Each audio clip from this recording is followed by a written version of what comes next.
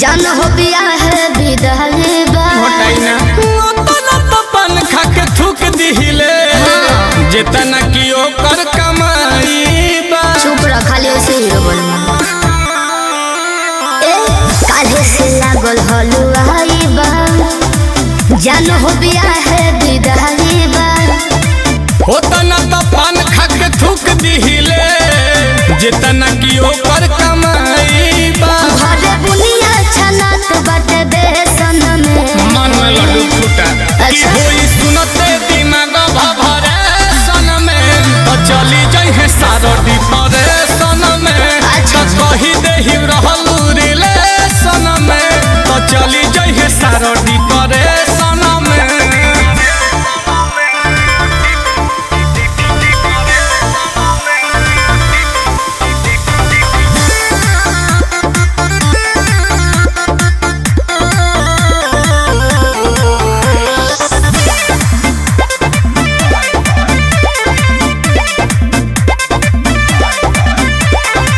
प्यार नहीं भइल मुकम्मल हो छोटा तारा रे नील कमल हो जे तू के जरी तो हे ठेके न दे रोज निरहन रमल हो।